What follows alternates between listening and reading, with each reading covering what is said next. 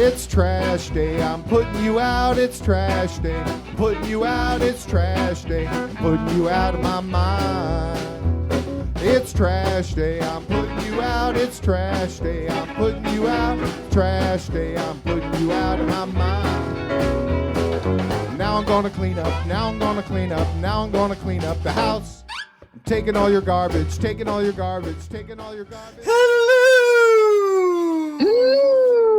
Welcome back to another full gear episode of Can Crushers. I am your host, Mark the Mark, and yes, it is going to be a lot of AEW this week. We are still on a high, and I say we because I am inviting on my co-host, the man that's never been to Charlotte, North Carolina.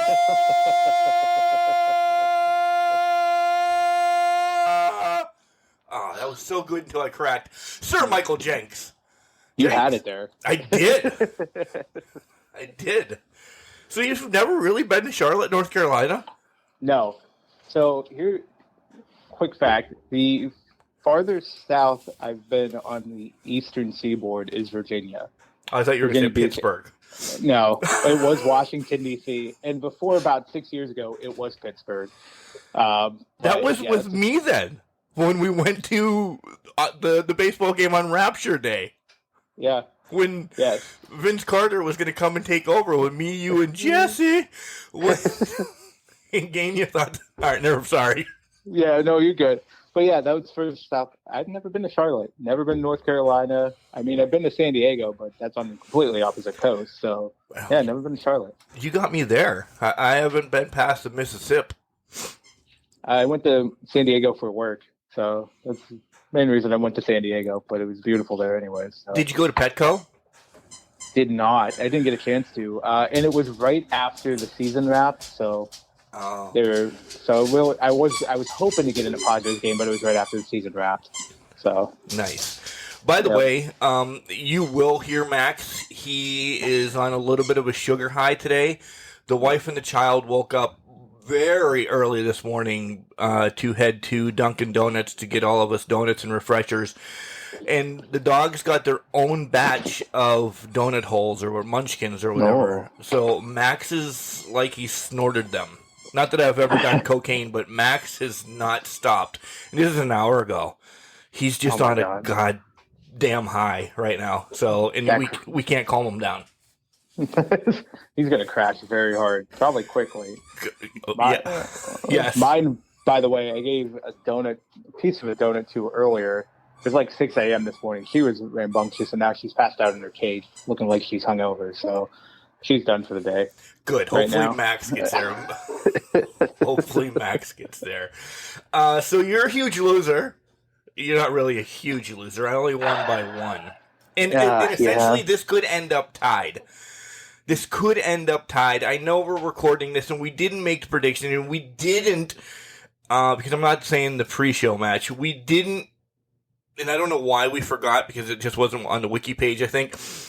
We didn't make a prediction about the Cody and Pac match against Andrade and Malachi. Since you lost, you have to go first. We'll cover this match. Who would you have picked in that match? Well, to be honest, I was gonna pick probably Black and Andrade. I didn't see Cody and Pac. I thought they were gonna self-explode. I thought they were just gonna self-implode and turn on each other, basically. And I'm kind of surprised. Okay, so I would have agreed there. I would have been then right at 500 at 5-5, and you would have been 4-6. So yep. So yeah, that's fine. Yeah, I still won. I have no problem buying you a 6-pack. Hey, right. I'm perfectly fine. Huskis Pig didn't win the match. It will get. Again, it's a drinking game this morning. We'll get there. We'll get there. We're going to be very light on WWE. That's actually going to be in the third segment. So if you're looking for WWE news, see you later. Fast forward to the third segment because we don't have much. And essentially, we're not going to be covering Dynamite or Rampage at all, if at all, because they were go-home shows and there wasn't much. You know, the contract signing was really cool and things like that, but There was nothing really to sink your teeth into, in my perspective. Jenks, do you see anything? No, it was your standard setup shows. I mean, Punk and Kingston fought in a parking lot, but there wasn't really anything over the top here. They did a little 50-50 booking, but to your point, it was the go-home shows. Let's get us to Full Gear, and let's put it all on Full Gear. So I completely agree with that analysis. And they put it on Full Gear. Yep. First and foremost, let me say I am completely disappointed in Can Crusher Nation. Completely disappointed. Put the number out there last week. Put the correct number out there last week. Let me put it this way. That you could have made your predictions and came on the show. Nothing. Last night, Jenks saw I was full bore after every match. What did you think about this? And we'll talk about it. What did you think about that? Here's your number. Just a little bit of a spot here or there. You could have said, fuck you, Mark, and I would have probably played that today. Can Crusher Nation let me down. Can Crusher Nation let me down this week about this whole phone number thing. Several of you bugged me for a year. Get something, let me be a call-in. Now it is at your beck and call. It doesn't have to be when we're on air. You can call me at 5 o'clock in the morning. Leave a message. You can call me at noon. Leave a message. You'll get on the show. Guess what you didn't do, Can Crusher Nation? Call. Disappointment. But thank God. Thank God we do have a savior, because the man that's never been to Charlotte, North Carolina, I'm not doing that again because that actually hurt my voice. Sir Michael Jenks comes through, and yeah. But first, Jenks, I had a hell of a long weekend. I do want to talk about one thing before we get into Full Gear. If you're ever in Hamilton, Ohio, which is around Cincinnati, and you get the chance, head to Future Great Wrestling. I went to see my homegirl, Shauna Reed, Jackson Breeze, and I've met a ton of other people that are, spoiler, will be on the podcast here shortly as we set up a lot of stuff. Got to hang out with them, got to chit-chat, met the owner, Brian. Great wrestling stories, and I've become a heel already at that organization. What were you up to over there? Well, there was a tag team that made a return that's been on the, I don't want to say the DL, that's just been kind of missing for a year. And in their after their main event, they came out and completely crushed people. And I don't want to say that the people from Future Great Wrestling didn't know who they were, or maybe had forgotten about them, but I marked out. And they beat up, like, the superstar of Future Great Wrestling and his wife and the announcer's wife and, the announcer's husband. Like, they dismantled Future Great Wrestling. And then there was one asshole in the crowd standing up cheering for... They used to be called King's Ransom. Now they're called The Crown. And, yeah, I was that guy. I got people looking at me like... Who is this douchebag that came 6 hours away to support people beating up our Christ and Savior? That was me. You played the role. I did. Now you need to be the manager. I know. Yeah. You've hyped them up in the crowd. Now you're going to be the manager to hype them up in the arena and get shit thrown at you. 80s wrestling. I should have jumped the barrier once they won the tag titles and kind of just like got in a ring like a Bobby the Brain or somebody that's pointing at them.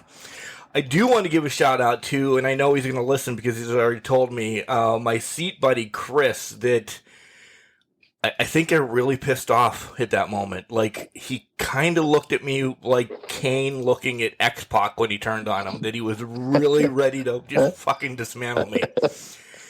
He was pissed. I kind of got up a little bit and went into the background then. Like, I think I legit had heat when I was standing up cheering for them, and other people didn't know who they were, and I was like, oh. So I kind of just slithered in the back a little bit until I got to do my thing after the show. Well, that's, first of all, that's what it's to be a wrestling fan. You're either going to love people or you're going to hate people. And whether the people know them or not, whatever. I kind of wanted to see that match now. Right. Your friend, now that you've turned on your friend, how does this play out? What kind of series are we going to get here? Are we going to get some cage matches? What's going to happen here? I don't know. It'll be up on the old interweb, I believe, next Friday. It's their YouTube show. It's called Shockwave, FGW. Check it out. Good stuff. Good stuff. I can't wait to see that clip of you just losing your mind in the crowd. I really hope there was a zoom in on you. I hope there was too. I really do. So that should be someplace. And I was talking to you guys while I was out there as well. Not Can't Crush Your Nation, meaning mutual friend Cody from 40 Year Dash and yourself about going to a bar out there. I think this should be a road trip. I was hoping you guys wanted me to stop and see Chance too, our buddy, but we couldn't squeeze it in. You should have went to see Chance. We couldn't squeeze it in. But that should be a great road trip. Go out to our, you guys' buddy's bar that's out there in Cincinnati. I've deleted the tweet. Or the message. I don't know what the hell it's called. Cody does. But Streetside Brewery. There you go. That's what you're thinking of. Yep. Yeah, we should go out there, have some beverages, and then head to a future great. Maybe I'll have some backup then if you two come out, because I don't know if I want to go back, even though I'm repping my Shauna Reed shirt tonight. I mean, if I get to play bodyguard, I'll do it. I'm sure you will. Especially if my homeboy Chris is there. I'm sure you will. I have to guide you out. Just make sure nobody's throwing stuff at you. Right. Oh, man. Bring me in the back door. I'll make sure I wear my best black suit and have an earpiece in, just so we can make this official. Yes. We'll get you a black coat too to cover your head. Get you in that back door. Yeah. 6 hours on the way out. It wasn't bad. Listen to some podcasts. On the way home, I made it all the way to maybe like an hour away, and then it hit. It really did. I got really tired. I never pulled off, though. Never pulled off to take a nap. It was a great experience for myself to go out there. I don't want to say get away from the family, but it was nice. They did their own thing. I didn't have a football game. I had nothing to do. I thought, yeah, man, I'm going to take advantage of this. It was what I needed to go to the show. And no disrespect to anybody in Can't Crush Your Nation, you, Jenks, my homeboy, the English professor, anybody like that. I needed that. That was a cleansing fucking moment in my life, because I came back, even though I was tired as balls, I came home and I'm like, I just did that. So. I did, yeah, I get that. I did the trip. It was only like 4.5 hours, but it was to Columbus and back, to Parts Unknown, before for Money in the Bank pay-per-view back in 2015. I've done that trip, and sometimes it's just nice. It's almost euphoric. You feel better after it. It might have been a little rough getting home, falling asleep, and all, thinking you're going to fall asleep or just being overly tired. But sometimes you need that road trip and that cleanse. Yeah. So I totally get that. You know where I actually got the cleanse? In fucking Akron, when snowflakes were coming down the size of quarters. I was like, are you kidding me? Like, it was raining. I get to Akron, and then it's like, oh, I hit the North Pole. And then, right outside Akron, it wasn't even wet anymore. It was, I don't know. Apparently Akron's the asshole of the world, like Ridgeway, Pennsylvania. I don't know. Somebody shook the snow globe. It's time. It's time. It's time. It's been a time. So that was my weekend. It's been all wrestling. Today, after the podcast goes up, I have a few things I want to catch up on as well. Working on some stuff in the background. I cannot release it, but we'll be going on. And I noticed I said we'll be going on some more events. One is up in Parts Unknown. I have some shit worked out for us. Maybe you can meet a friend like Chris. And yeah. I don't know if the Chris is going to come from Hamilton, Ohio, but I'm sure there's more Chris's up there that can hate us. And that's what I want. People to hate us. Because I'm pissed at Can't Crush Your Nation. So what did you do this weekend? Or a week or whatever? This week has been a whirlwind. Bunch of stuff at work. This weekend, I took a road trip myself, but it was only down to Grove City, Pennsylvania. It was Christmas shopping time of the year. So I ended up doing that this weekend. Look at I'm one of those you. people. I'm trying to be prepared this year. So, yeah, I went Christmas shopping. Got a bunch of stuff. Got some stuff for me, and found all the deals and discounts because I shop those. I'm clearance guy. So, yeah. Be on the horizon For the Christmas niece gifts. and stuff like that? Niece, family, yeah. Got that nailed down a little bit. So, moving right along. Need quite a few more, but yeah, making headway. Are you So done? No, God, no. I got about. I might be halfway done right now. Like, there's little odds and ends. I want to get like little knickknacks to go with stuff and all that, and then I got a couple big gifts to get people. But yeah, so I tried to be proactive this year because I didn't want to do it in December, the week beforehand, because it's absolute madness every time I do that every single year. So I'm hoping to be done here by maybe the end of November, and I just have to wrap the stuff then. So. Wow. I'm not throwing you under the table, but one thing, it's always great to have a wife. I don't know where she is in the whole aspect of it. Like, I only have to shop for one person. Her. There's no lie. Come on, Mark is not a Christmas person. I hate Christmas.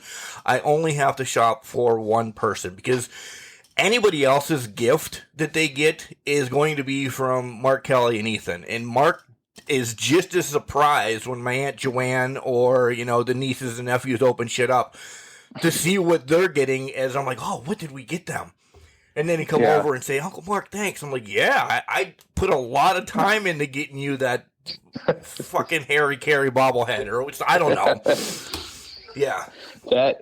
I've had that thought. Like, oh, this would be so much easier if there was somebody else here to help me with it. Not only that, but house stuff. But yeah, I have all of these ideas of things I could get in my head, and then I blank when I go Christmas shopping. So I actually had to build out a spreadsheet that said, I got this, this, and this for this person. Here's a list of ideas for them. That's kind of how I've been working it. And I'm like, hopefully I get everything done and can find half the stuff that I have listed out. So, and then the wrapping is the worst part. I would think, because Kelly does a great job at it. I would, yeah. I have to get back in a rhythm, and then usually I'm good by the end, and then I'll lose it, obviously, during the year. Sometimes I just throw gift bags because I just don't want to wrap a present to save my life. That's me. They know if we're at the bottom of the barrel and we're ready to go to wherever, if it's have to be before Christmas type of party, if you're getting a gift wrap bag or a gift bag, it's because Uncle Mark had to get your shit. Or and it could be saying happy birthday on it because I didn't look at it. It was just colorful. It caught my eye. That's the bag that you got. And a lot of people realize that in my life.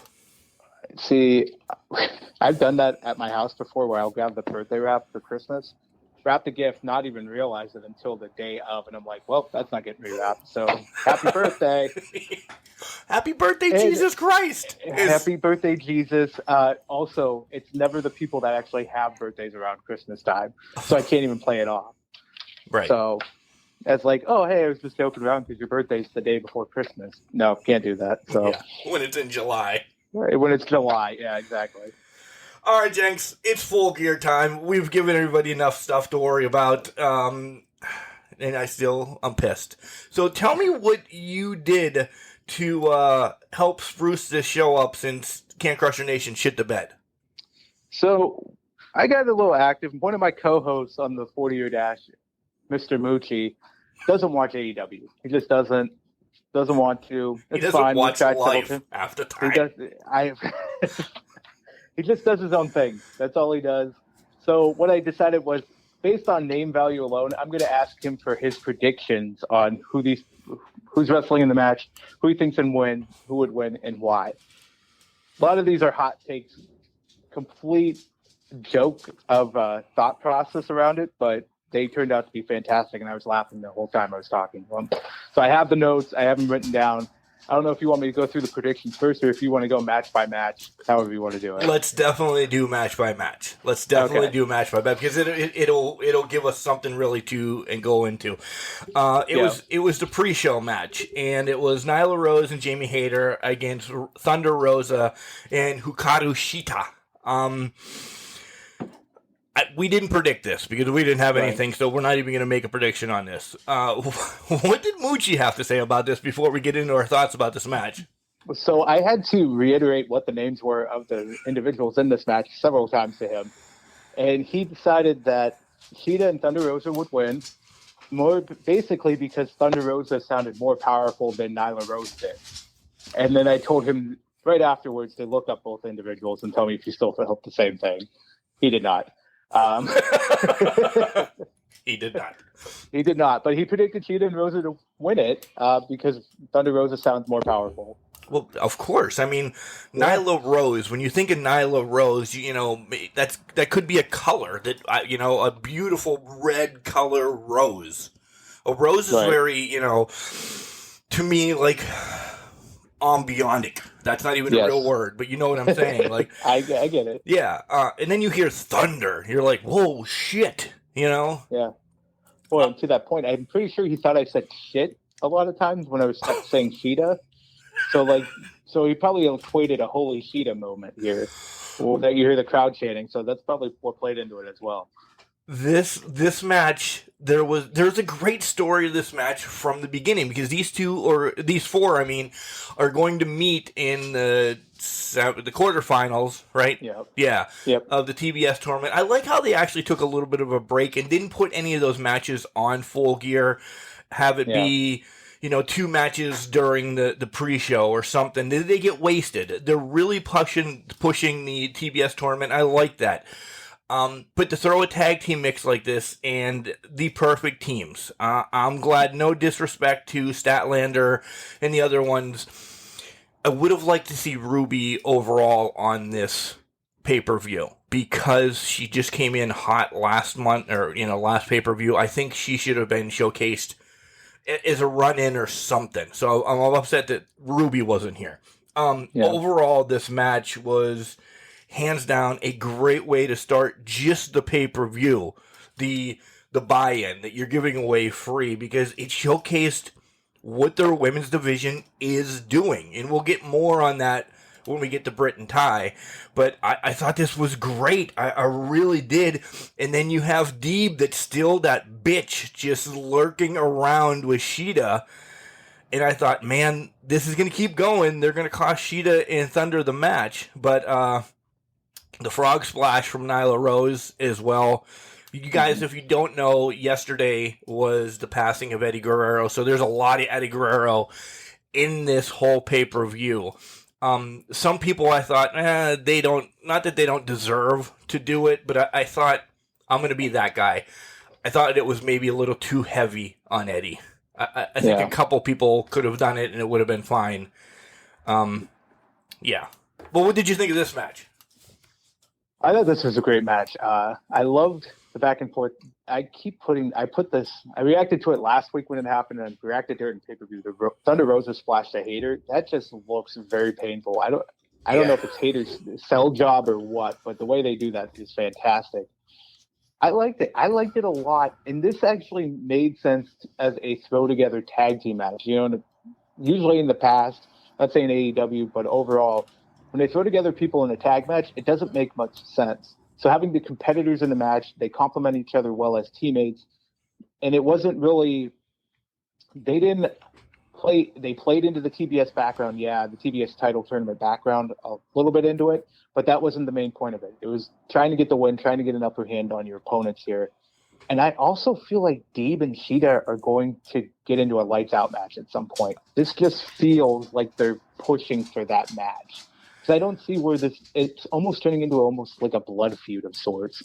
So I feel like they're going to get to a point where it's either a submission match or get to a lights out match. And I think Deeb's going to cost Shida in this tournament. Win? I don't know. Maybe against Nyla Rose here coming up, but it's going to happen at some point. Yes, I see that. I completely, because I think we're going to get Nyla against Thunder, essentially. Okay, yeah. Yeah, in the next round.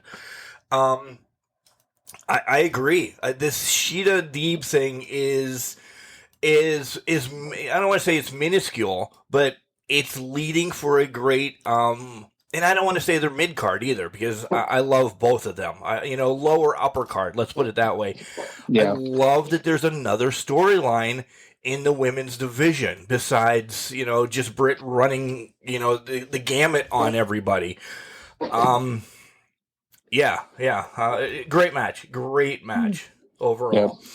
All right, then we get to the main show, and Jenks, I'm spoiling it right now. As much as I loved, and I'm telling you, this is a 6-beer fucking. There's my spoiler overall. This is a 6-beer event for me, hands down. Darby and MJF is instantly a match of the year candidate for me overall. Yeah. And there's more that there's more because of storylines. Like Punk and Kingston could be match of the year because of the story and everything, but this match was something that I don't know if we knew what we were getting when we got this match. I thought there was going to be more underhanded stuff. I thought there was going to be more. This was a great fucking wrestling match, and I texted you guys a couple times. That spot was amazing. I didn't expect that spot to happen. Or holy shit, they just did it again. And this is the match where I was on the end of the seat. And let's do the spoilers. We both got it wrong. This is something we both got wrong. I said that Darby was going to get a pin, and you said some type of disqualification. Yeah. Right? Yeah. So we were wrong. MJF won. And going forward, I think it's right because now he's beaten every pillar. The only other pillar he has to beat is himself. And I don't know if you can beat yourself without thinking it sexually, because I just did. What did Moochie have to say before we get into your thoughts? Moochie actually picked MJF to win this match. Wait, should we write down who Moochie thinks is going to win? I have it written down. Okay. So if he fucking beat us, I'm going to be pissed, by the way. Don't give me the results. I haven't done the count yet, but I will let you know. Okay. Once we get I'll do the count once we're done. But he picked MJF. The reason for this is his initials sound like bad motherfuckers, BMF, famous for Austin. So it's an intimidation factor. And he said Darby Allin sounds like a bowler. A professional bowler. So yeah, that was his synopsis on just by name value alone. A bowler. All right. A bowler. Yeah. There's some hot takes in these picks. Just wait till we get to the Punk Kingston one, or even the Cody Pac one. But yeah, so for me, this was great storytelling, and you hinted on it. There wasn't a lot of cheating going back and forth. Yes, he cheated to win the match. No, he didn't. He won with a headlock. Okay, fair enough. We'll go with that. But he did. Did he not? Yeah, he won with the headlock. Might have had a diamond ring to help him out, but whatever. I didn't see it. Okay. But at the end of the day, I loved how this match played out, and loved that it was just those two. Yeah, they had the whole Sting with the accountability buddy and Wardlow on the stage spot, but that made it seem like, okay, great. It's just these two. And to your point, MJF has beaten every other pillar, so that only means he can become champion. That's the only place he can go. So now I think there's more to this feud between him and Darby Allin going forward, but MJF's on just a trajectory upward. In 2022, we're going to see him take the title at some point. Against who? Who knows? But there's some great spots. I was losing my mind over a couple things in this. I kept texting you guys. Tombstone to the apron. We talked about that powerbomb to the knee. You don't see that as a backbreaker type technique, right? Often. So that got me. I popped for that. JR, he had a little bit of struggles on commentary last night, but he had some pretty good one-liners in this. He's a real Richard MJF. I love how he avoided saying dick. That was a good move. I made note of that. Somebody said, I can't remember if it's JR, but the human missile crisis, which I thought was a fantastic one with Darby's running guy. I love that commentary on it. But this was a great match, and MJF did what he said he was going to do. He beat him with a headlock takeover. And this is the epitome of great storytelling, and I didn't think the pay-per-view could go any higher than what it did in that match. But I But agree. we could come to that conclusion that yes, it did, and it definitely surpassed what we thought. I think it's still the show, to be honest. But there's a lot of greatness to come later on. I agree. I agree. And then I thought, oh man, with our picks being Darby both ends, I'm like, all right, if Darby wins, MJF's gonna, decimate him after the match or something like that. And then with it being the first match of the card, I thought, we're seeing MJF later on. We're seeing MJF later on, either to get involved in the Bryan Danielson match or in the main event. And they dangled it. They dangled it as you were thinking, and they didn't do it. Which, inside my heart of hearts, I'm like, oh, you sons of bitches, why didn't you? Yeah. But that's the reaction they wanted. That's the reaction they got. Because we know at any point now, just like you said, MJF is now there. He has beaten the 3 pillars of AEW. At first, Jenks, I was a little upset. I'm like, man, we didn't need the run-in from Sting. It's Sting. we didn't need that in Wardlow and Shawn Spears because it was just to get them on the pay-per-view. No disrespect. I love them all. But if that spot never would have happened, the ring, yes, I did actually see it, could have been pulled out a different way. It was a way to set up the ring getting pulled out. There's a million other ways it could have been. But, okay, you get him on the pay-per-view. You get Tony to say this is Sting for the 500th million, billion, trillion time. Sidebar, I'm getting a little sick of that. Can we just say it's Sting? I know it's his stick. I know, but it's shtick. Sorry, before anybody gets on my case. I know it's his thing, but all right, stop. We don't need that anymore.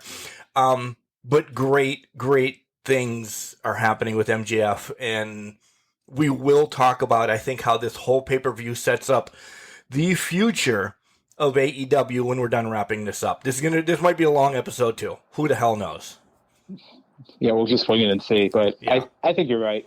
Did they need Wardlow, Sting, and all that? Probably not. But it was a great spot nonetheless to say, okay, well, they were going to at least try to help MJF win, and Sting stopped them. I think that kind of helps a little bit. Oh, I agree. And it kind of pays off that they attacked Sting before, and Sting got a little bit of retribution on them, I guess. But where does it go? Also, I wouldn't mind seeing MJF versus Sting at some point if they're going to continue this Darby Allin feud. Ooh. I would kind of want to see Sting versus MJF. Sting versus MJF. So that's a real icon then too that he gets in his back pocket. Exactly. So when does MJF lose? I'll put it that way. Does he though? No, I don't think he does till he gets the title. I don't think so either. I think he's on a win streak.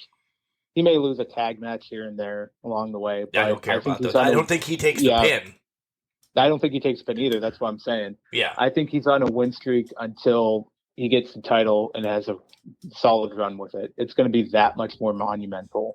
When he takes it, I don't know. Who he takes it, I don't know. But he's going to win until he gets the title. And even after that. I have predictions for all of that coming up soon. Next matchup is FTR with the greatest fucking entrance music out there right now. When we do the crushies at the end of the year, I am making a spoiler. As much as I love that Punk is back with Cult Personality, I still sing Judas every time. FTR has taken over the best intro music of the year with the remix of the Midnight Express. I say it every week, and I will continue. If you don't like it, too bad. FTR takes on the Lucha Brothers. This was crazy as well. I don't want to use crazy all the time. Maybe insane. We both predicted the Lucha Brothers to win, so we got this one right. What did the Mooch Man say? The Mooch Man predicted FTR to win, so he lost this one. First loss of the night. He remembered them from WWE, said they're serviceable, and they won because they're serviceable. They're serviceable, and they won. Wait a minute, it gets better. They won because they're professional sounding. The Lucha Bros, and I quote, this is not for me, so the hate goes to the Moochie, sound like they were the Lucha House Party at some point. Oh. Yeah. So this is how much he doesn't watch the AEW. But yeah. So he did pick FTR, so he was wrong on that note. Wow. The action's hot and heavy in this. There was so many spots in this match that it could have ended 3 minutes into this match. It went longer than I thought it was. I thought overall it was done right. I loved it. This was the tweet about this match, how FTR won the AAA titles with the masks, but lost the AEW titles. Not that they had them, they lost their chance of winning them because of the masks. And I thought that was poetic. I really did. And does it mean they're out of the running for the AEW? No, they're never out of the running for the AEW championships. They can be right back Wednesday night, next Friday, whenever, get another chance, win them. Okay. But I do think it's time where they kind of, I don't want to say give up on the titles. There's other things going on with them, and you see that later on in the night. But I think there needs to be somebody else to step up, and this is where, if you've been listening to Can Crusher Nation, Can Crusher's Wrestling Podcast, you know that I have made that prediction, and I think it's going to come to a halt within the next week or so. Okay. I hope. Okay. I'm begging. I want to be pride and powerful about my whole guess here. All right, fair enough. It could happen. Could definitely happen. I will say I did like the callback. It was the Killer Bee tried way to win the match. I love that callback too. I don't know if you caught that at the end. Yes, of course I did. Where they dropped that, yeah. This was a fantastic match. I listed all of the moves that I loved in this match. When you do notes, do you do them on your phone or do you write it on paper? I wrote it actually on Google Drive. Oh wow, you're definitely like, I text you guys that I have. I'm either texting John or Pat as well during this, so I have like 3 text things going, and then my notes, and then tweets. So that's why sometimes I don't answer you guys like lickety split, because I'm either tweeting something or I'm writing a note. I think I'm gonna write them next time because I can write and text at the same time. This was the first time I actually wrote this down, like in detail. Like I've done it before for Dynamite and whatnot, but this was the first pay-per-view I actually sat down and said, okay, I need to just call out everything I love. So I was kind of remembered off the top of my head. But I was throwing in moves. There's a bunch of things. But did you notice in there that they threw in America Alpha's finisher, the Grand Amplitude? Yes. I was about to tweet it in large letters to both you and Cody. I didn't do it, but that was a nice throwback. And that seemed to be the theme a little bit during the night. Spoiler, going into Punk's match, there was a little bit of that too in Punk's match that we can talk about. So I thought that was kind of interesting that there was a lot of the work in of those finishers, or at least big move sets from the old company. But one of the moves I freaked out about was the assisted Fear Factor into the splash. So we jumped off after they did the Fear Factor and hit a splash on. I can't remember who he hit the splash on, but that was big. And then the title shot into the Brainbuster, because I thought that was the end of the match. Yes. When he hit How could that have not? That could have been the biggest pop of the night right there. I was like, holy balls. They did that perfectly. Overall, I just love this match, and I love the throwback. I, like you, love the throwback to 80s wrestling with FTR. They have completely embraced it, and I need to get the Living Legend shirt for FTR. I haven't done that yet. Yeah, I know. I don't know if you have, but I have not yet. Shirt. I haven't. I've been buying, like when I go to indie stuff, I've been buying indie things to help support them. Like I said, I'm repping my Shauna Reed shirt right now just because it's pink, by the way, too. Oh, nice. Yeah. Yeah, Jenks, who do you see, I leaked mine, who do you see next in line now for the Lucha Brothers? Well, I want to say Santana and Ortiz, but I don't know how they get there. And how do we build this out to make this happen? I mean, how does it happen? Where are we at? I'd have to look at the rankings, because I don't even know where they're at in the AEW rankings right now. I'm not sure if you know that off the top of your head, Mark. I don't.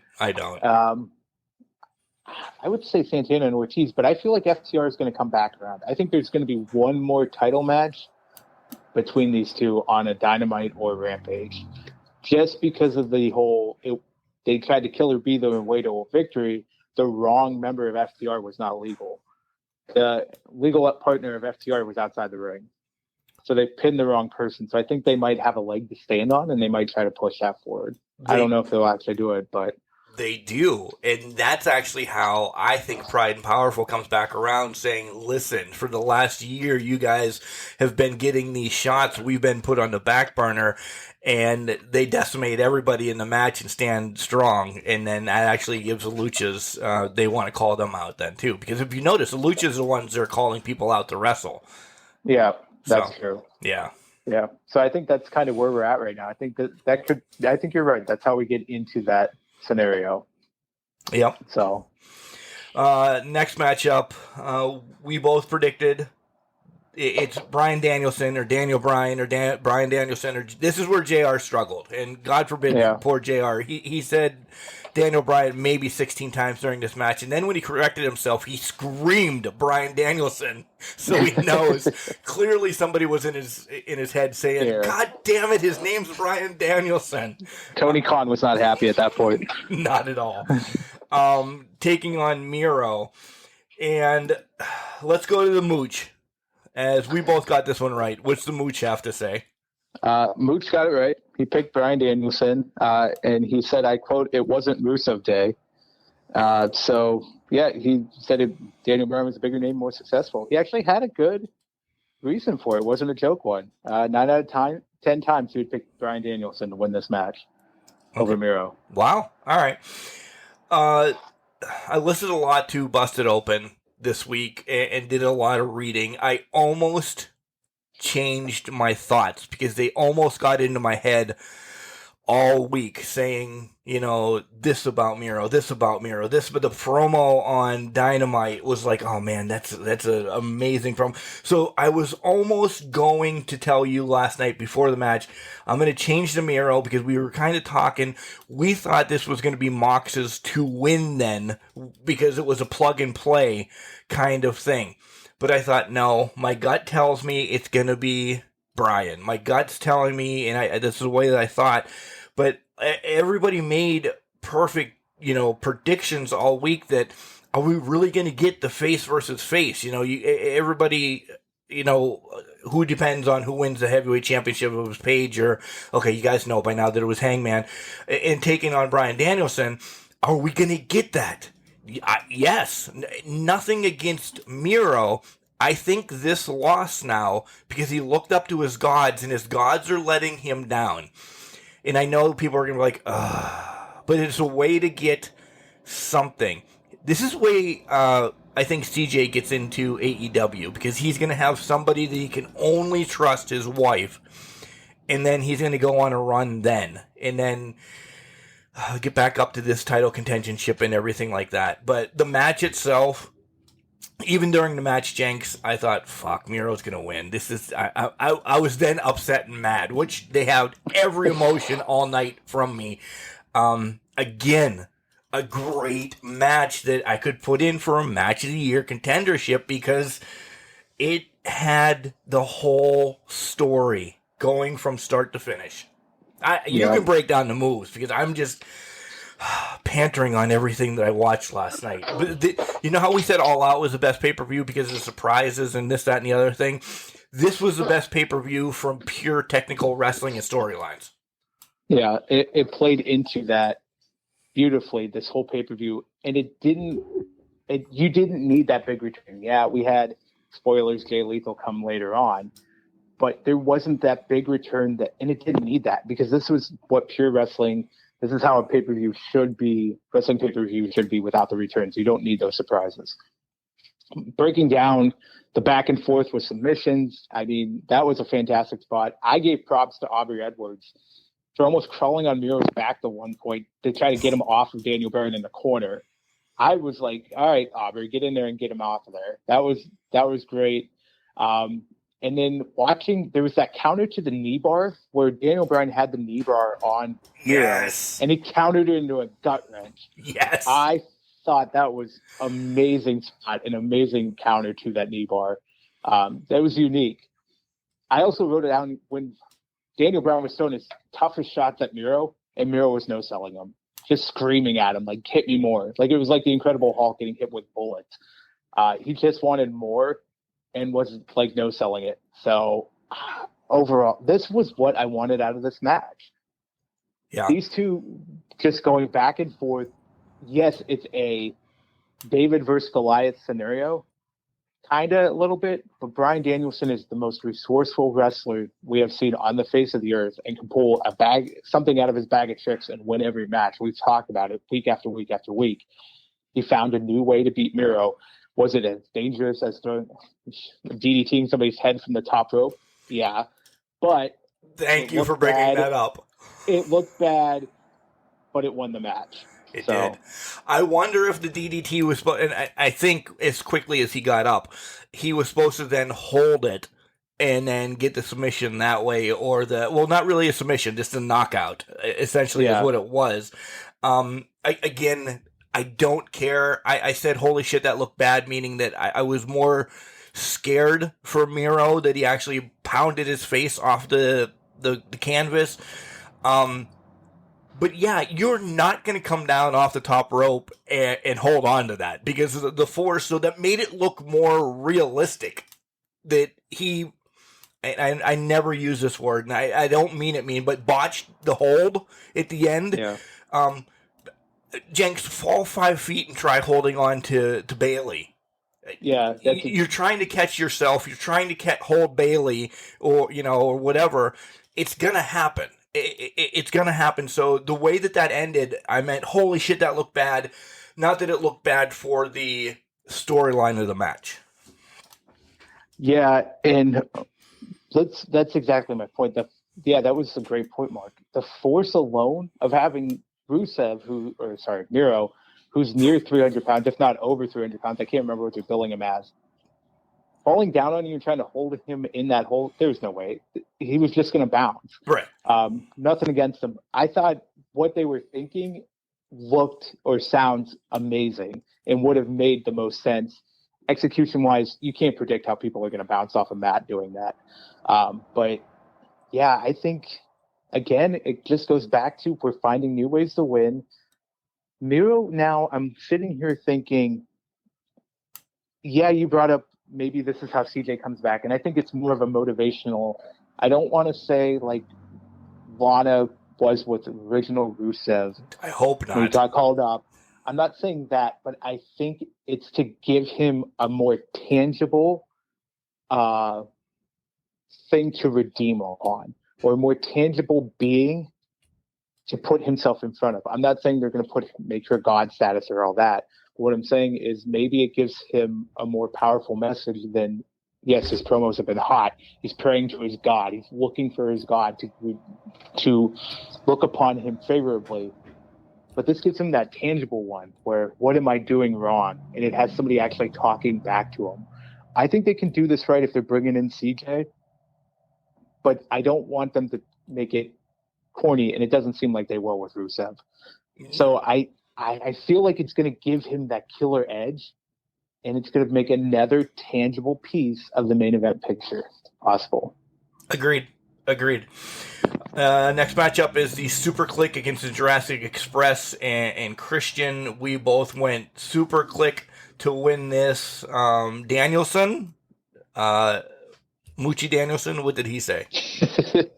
Moochie Danielson went Super Click as well. Wow. Because dinosaurs are extinct because they were hit by meteors. So they're new. Super Click's newer. So it's based on the Young Bucks name.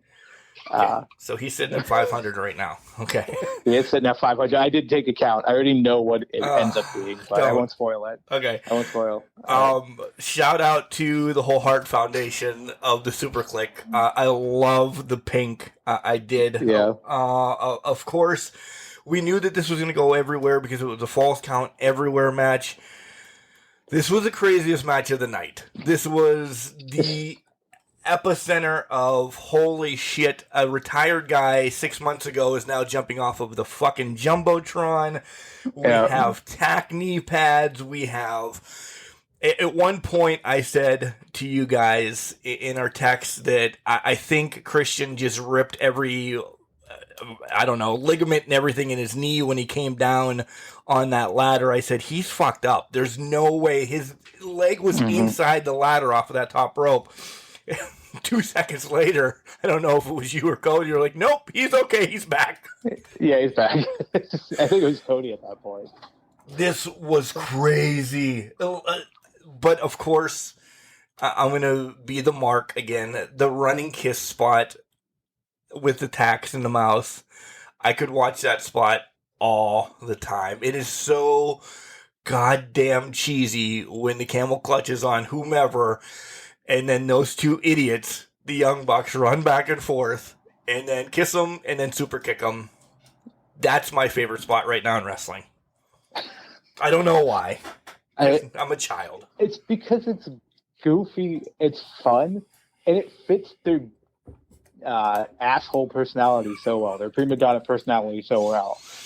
It goes back to, this is a wrestling company, and they're playing their characters 100% accurately.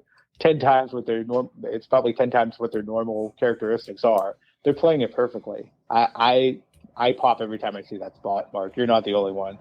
I think I will say that I appreciated the Heart Foundation, the Heart look of Jungle, the Super Click, but I also appreciated that Dinosaur in Jeans was making a fashion statement, and we had Concrete Jungle Boy making a run at this thing. So the fashion choices were on mark for this match. And if you thought this wasn't going to be a fashion podcast, I don't know what to tell you guys in King Crusher Nation. Right. But yeah, this match had everything. You mentioned a lot of the spots. You didn't. The one you didn't mention that I called out, the shooting star press from Luchasaurus off the stage. Yeah. I literally screamed. I screamed, "What the fuck!" I popped for that one. I couldn't believe. We know Luchasaurus is unbelievably talented, agile for his size. It was one of those things where you didn't expect to see it, and he did it, and then you're like, "Oh my god, he can do that!" It popped me when I saw it. This was actually this was a great match. And the spot at the end with the concerto, almost like a changing of the guard or handing off. Jungle Boy asking him to do it to, I think it was Nick Jackson or Matt Jackson, one of the two, to do the concerto. That was a beautiful touch to the end of the match. I went nuts too when Luchasaurus used the end of the garbage can. No, Luchasaurus got the end of the garbage can. I don't know who. It's just all juggled in my mind right now. But they used the bottom of the garbage can and throttled him like that. And JR's like, that was a thud. Okay, well, yeah, if you hit the bottom of the garbage can, it's going to bellow out more. But you don't see that. You always see like the side being hit or the lid. Mm-hmm. The bottom just made that epic sound. And it was a thud that just sold that shot for me, and whoever got it was dead then. Absolutely dead. Yeah. This match, and we were all saying in the text thing, saying, oh my God, if this was just a Falls Count Anywhere match, what the hell is the street fight going to be like? And we'll get there, of course, because that is just the drinking word that I always use. Yeah. We'll get there, but damn, I was like, what are they going to do? Again, if you haven't watched it and you're coming here for the review before you think, should I go and spend it on Bleacher Report or my whatever, the cable company still has it today or whatever, yeah, buy it. Spend the goddamn money. Even though we're giving you all the spoilers, we're not. There's still a story in each match that we're not completely giving away, that you guys just have to watch it. You got to buy into the pay-per-view. Yes, I used the pun, but we're not doing it. We're not doing justice to any of these matches. Yeah, we're telling you some of the moves, and we're talking about them. You have to watch these matches. They're each amazing. They're beautifully constructed and done very well. We're not doing it justice. We can't. We can't. Honestly, exactly. We can't. Yeah. We're skimming over legit like the highlights and our favorite moments. We could break it down for 4 hours. But just watch it. Support AEW. I'll say that. I love this match. And there's things that can go any other way. I still don't know if it's done. I think Adam Cole and Jungle Boy have to have a burn-off match after all of this. And maybe the Luchas, not the Luchas, the Jurassic Park and the Young Bucks still have something. I don't think this is over between them. I really don't. Yeah, go off of that point, Mark. I did pull up the rankings while we were talking. First of all, Pride and Powerful, Santana Ortiz not in the top 5. Bullshit. Well, do you want to guess who's number 5 is? Because you'll lose your shit. Ethan Page and Scorpio Sky. No, it's Private Party. I lost my shit. Yep. And then the Acclaimed. Now, to your point about Jurassic Express and the Young Bucks, they're 2 and 3 in the rankings. We could see that being a thing. Now, these are last week's rankings. They need to be updated, of course. That could be a blow-off match at some point between the two teams. And I think you're right. I think we're going to get Adam Cole Jungle Boy on a future iteration of Dynamite. Probably the special. I'm assuming they're going to do a special episode in December timeframe. So we might get a blow-off match at that point between the two. You pissed me off with mentioning Private I knew Party. it. I knew it. I knew I would. We'll see how it changes, next week. But yeah. All right, so we can't count this as a pick against Moochie since we didn't do it. Well, we did. We kind of didn't dive into it last week because it was thrown together late. Andrade and Malachi Black against Cody and Pac. We both got it wrong, essentially. Yeah. What did Moochie say? He got it wrong as well. He also did say that Cody is nobody without Goldust. Of course. And he said Arn Anderson is unhinged and a negative impact on Cody. So he did I did mention about the Glock situation. That's where that unhinged comment came from. But if you haven't heard, Moochie is an avid Dustin Rhodes, mostly Goldust fan. That's probably his favorite wrestler of all time. So he will get any chance to mention Goldust, he will use it. So, very first note that I have is Arn Anderson, and this is late in the match. So, this was a good match. It was a good match. It could have been, at some point, we have to start saying, it was a good match, but it was on the lower part of the card match. And I think that's what this one was. This could have been served as a better Rampage main event or Dynamite main event, but still great match. Arn's boom from his Glock is so much better tonight than Adam Cole's boom. This is where I begged the fan on Twitter, if you're there, let me know what got more of a pop. Adam Cole's boom in his, entrance, or when Arn fucking shot the other manager with his Glock. What got a bigger pop? I want to know. I would have to think Arn's Glock is bigger than Adam Cole's boom. Well, I would think so too. That was one of my notes. Was Arn just going completely apeshit on the other manager, shooting shit up, going unhinged. I loved it. I don't know if you were finished with your review of the match. I'll let you do that. I essentially thought if we were going to get anything as a surprise or a turn or something, I thought this was going to be the match. I thought maybe we were going to get a Bray. I thought maybe Pac was going to kind of turn on Cody. At the end, all 4 people did not trust anybody in this match. And Pac does get the win, which surprised the shit out of me because then essentially Cody gets the win as well. After Alistair has killed everybody in this match besides Andrade for the last 6 weeks. Yeah, I would agree with that. I had the one note that I made before the Arn mention of Arn's Glock getting pulled out, the blind tags and the way that they were so tension filled when they were happening fit this match to a T, because you knew essentially we were just people working together in this match. We do not like each other, especially Pac and Cody. Their interactions every time the other one tagged themselves in were spot on, and how it should have been for the entire match. I agree with you. This was more on the lower end of the card. Not my favorite match. It also had a weird run-in at the end of it. And by weird, it just seemed to end abruptly, and there didn't really do much with it from FTR. And it was only one member of FTR. I don't remember seeing Dax. Yeah. Dash anywhere. Yeah, I didn't remember seeing Dax anywhere. He just came in and pummeled him and left. Before everybody else in the ring left, it was like, boom. Yeah. Yeah, it was a quick hit, and then that was it.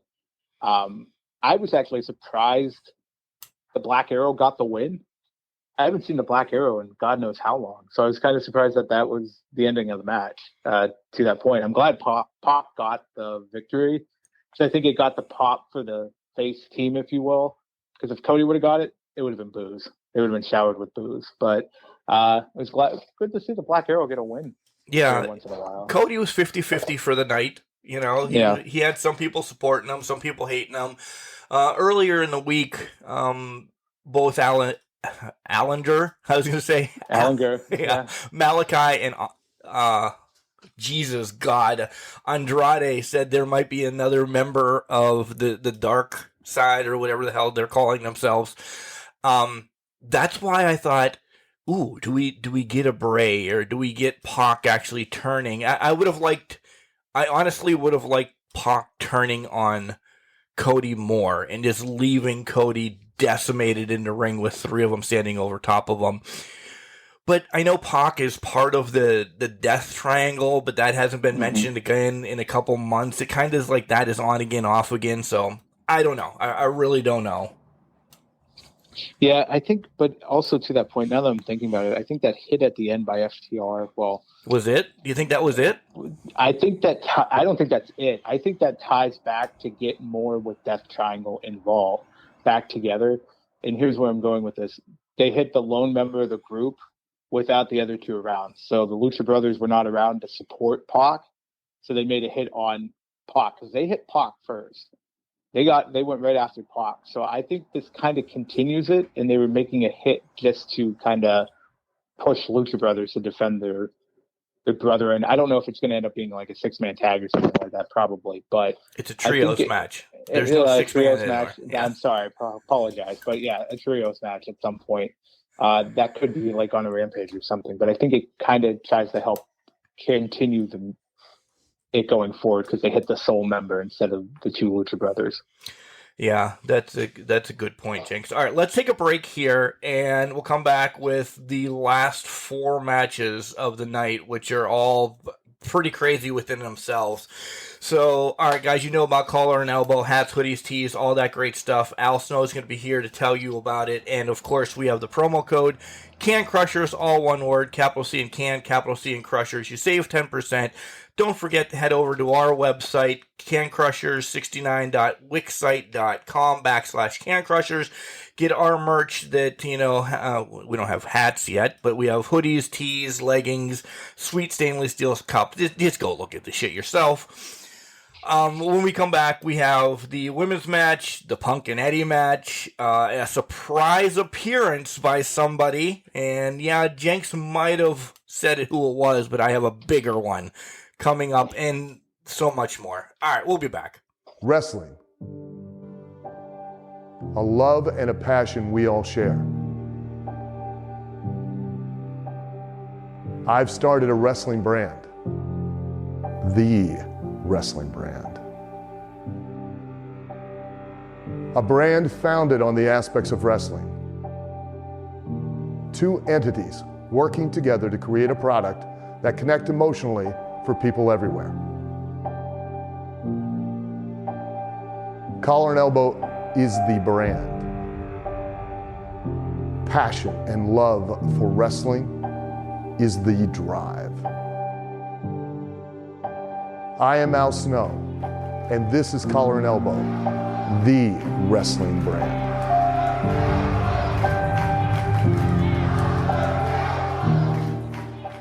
Hey, this is Jumpin' Jim Brunzell, and my favorite podcast is Can Crushers. It should be yours too. Jenks, what do you think Jumpin' Jim would have said that we mentioned him a few times here on the whole floor? Oh, well, by the way, everybody, welcome back. I was just so excited that Jim Brunzell brings us back this week. Do you think he was watching the whole FTR match and was like, those sons of bitches are stealing our gimmick? Yeah, I think he embraced it. He loved it. And then got pissed about it. Because they ruined it. They didn't do it right. They didn't do it right. They ruined the whole thing. Now now people know the strategy. How are they going to go forward? I know. All right, continuing on with our full gear, full episode, besides the third segment, recap. We have the AEW Women's Title match, Britt Baker against Ty Conte, and Jenks, we both went with Britt to retain this. So what did, I don't even know what to call him this time, Moochie, do? Yeah, Moochie went Britt Baker.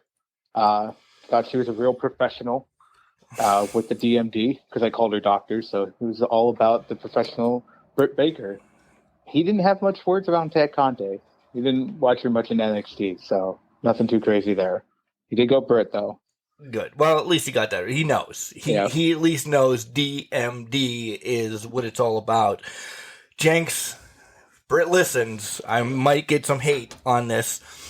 I don't know. This match, again, there has to be a match that isn't up to par with everybody else's. And I'm not shitting on it because it was a women's match or anything like this.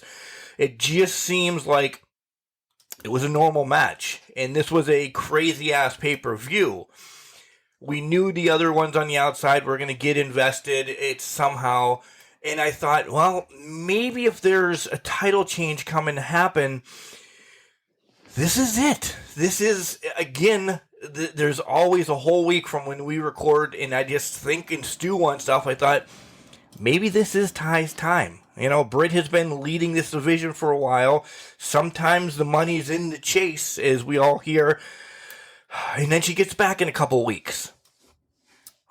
This wasn't it. Britt won cheatingly. She kept the title. And then we essentially said who overall is going to take it from Britt, and all of us have said it's got to be Rosa. But I put out, and I'll wait until you probably saw it on Twitter, and I'll wait until you give me your thoughts of this match, who I think needs to come in to spruce up this division a little bit. Yeah. I overall thought... So this match was it played an interesting role, and it put Ty Conte in a little bit of an over-anxious challenger aspect, because if you notice earlier on, she was more anxious and nervous, wasn't hitting things, and things weren't going her way, and she played that up pretty well. The fight overall, I personally liked this match a lot. I thought that Ty was kind of avoiding, yes, we had Hayter and Rebel getting in there involved a little bit, but I feel like Ty kind of accounted that for the most part. But there's certain movesets in this match that kind of make me look and feel like I've aged 30 years. And usually I feel like that was in Darby Allin's one. The one that got me the most was the air raid crash.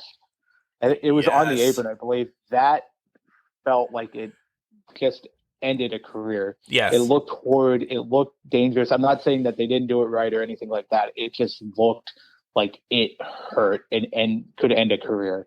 I was a little shocked by the win by the roll-up, though. I know. With Britt winning that way, but it also, they played into it a little bit at the end where it almost seemed like she just barely survived. And I want more to come of this. I wish there was more to come of this. I don't know if there is, because, Ty lost her shot at the title. But man, it felt like Britt barely escaped this match with the title. And that's the first time I think I've ever said that about Britt Baker in her title reign. And I even said to you, I think right before the match, or during the beginning of the match, this feels different. Something's not right here. Exactly. It had that feeling of, this is not like confident Britt walking to this match and trying to win it. It just felt like she was off, or something was off here, and I think it was she was scared.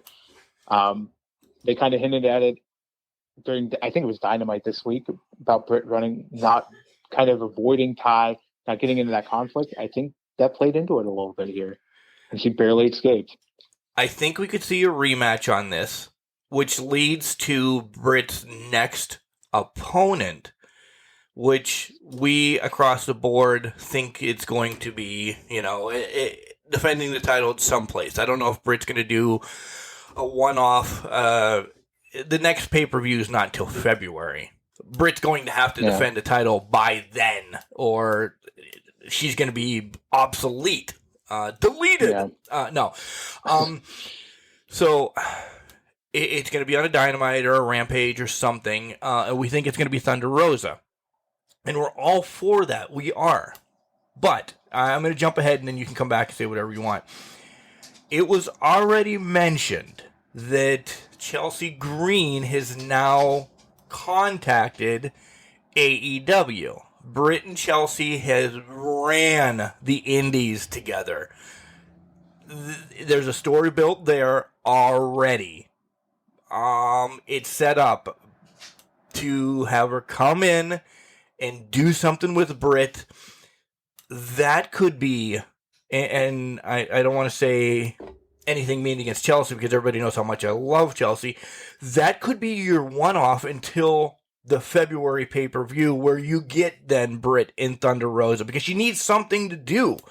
And that gives Britt that extra, holy shit, I've worked with this person for years. I know her. Essentially, they're the best of friends. And, oh my God, that could build up that more doubt. And I think that's the whole story we're getting with Britt right now, is that she's going to start doubting herself because she's ran the gamut of the whole roster. She needs to beat somebody that gives her that extra push. Well, she's just going to beat Chelsea a little bit.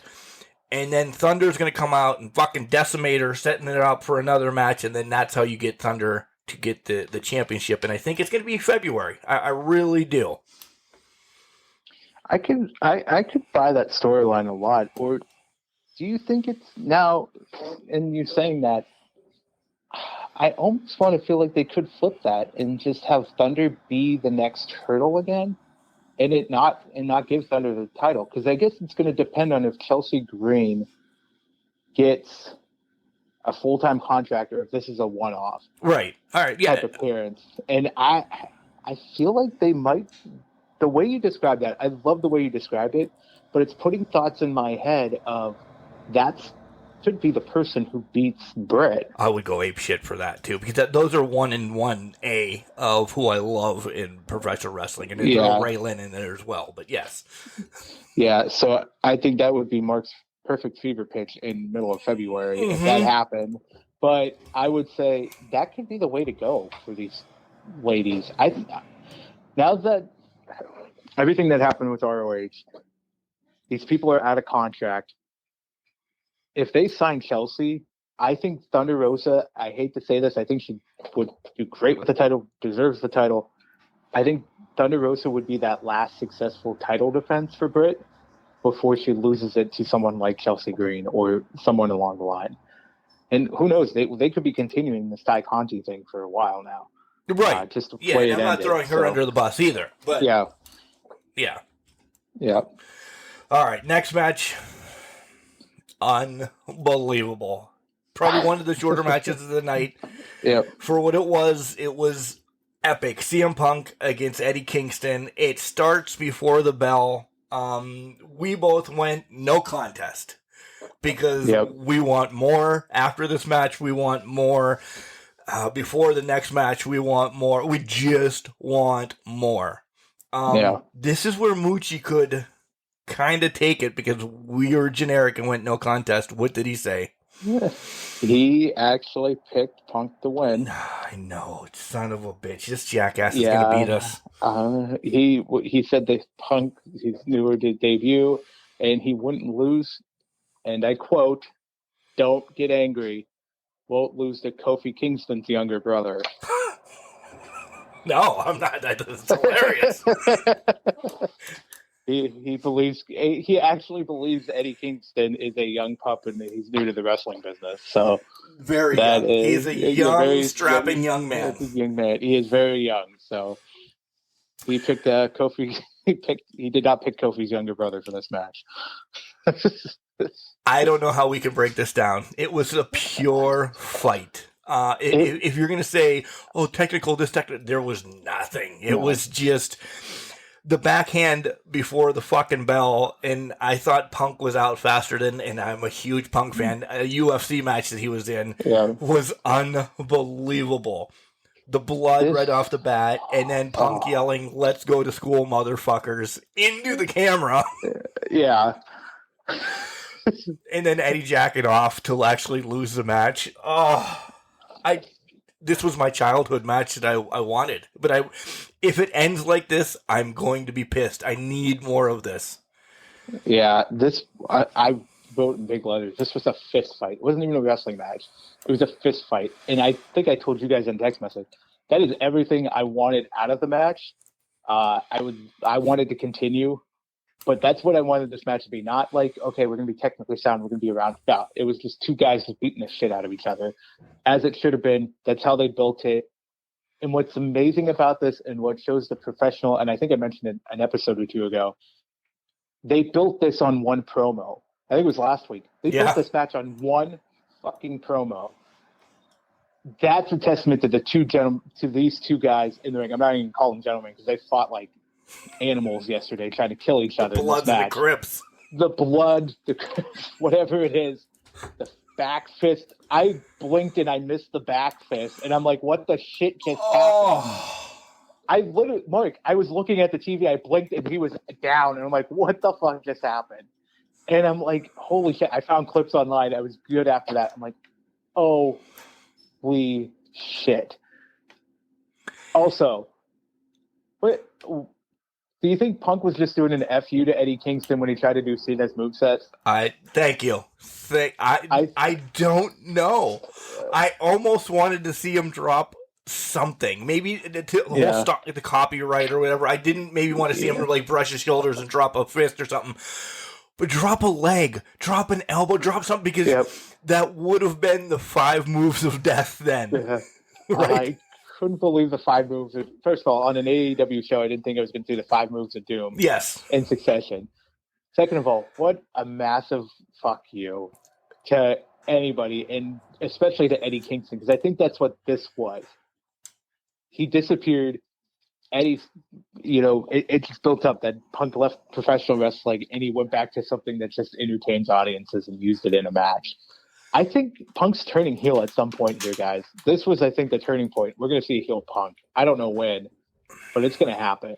Yeah, I have to second that. I said that again during the text last night, that I'm like, I think, because the crowd at the beginning of the match, first and foremost, the crowd at the beginning of the match booed Punk.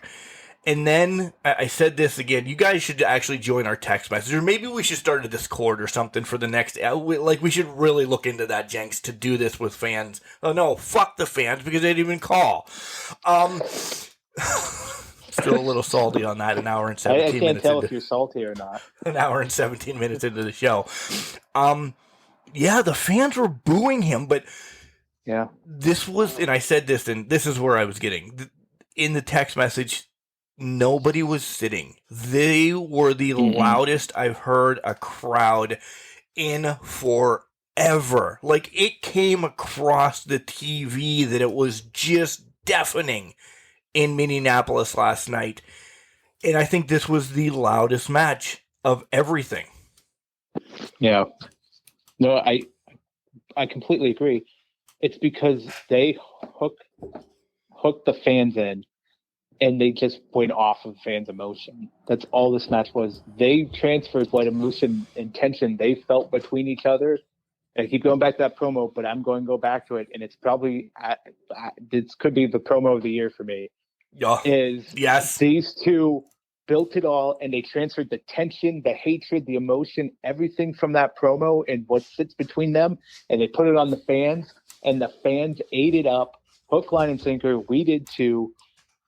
And they booed Punk because he put Eddie Kingston into a corner and made him feel like inferior to the rest of the locker room.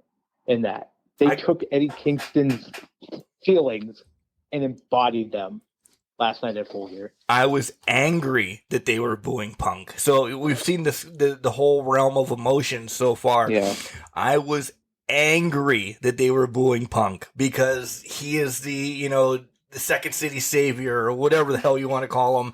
I'm like, you motherfuckers. 6 weeks ago, you wouldn't let this guy breathe because you were pulling him into the crowd. Now, you sons of bitches are going to boo him for what he's doing to wrestling again right now, bringing it all right back around. I was pissed at the fans last night. I'm like, why? Eddie is supposed to be... No, Eddie is not supposed to be the bad guy. Holy shit, they just pulled the wool over my eyes again. Like, then I was angry at myself and at everybody else. But I'm all right if Punk turns bad. I don't care. Punk is never going to be where he's hated bad. He's not going to be like that. Yeah, we want to see him do dastardly things. There, check that off for the show. He's going to be the Stone Cold, and everybody's going to hate that. He does this, that, or the other. Fine, I'm all right with it. Let him have that little bit of edge because he's had his welcome back ride. Now let him be the asshole that he is. Yep. Well, that's exactly it. Let Punk loose and let him be. He's going to fit a role that's going to be perfect for AEW now. And, I remember reading somewhere, people are getting a little angry that Punk wasn't fully being released, or like they didn't like that he was getting these big welcoming returns. It was his return tour. It's over now. Yep. Whether you want to admit it or not, it's over now. And here we go, guys. You want a full-blown Punk?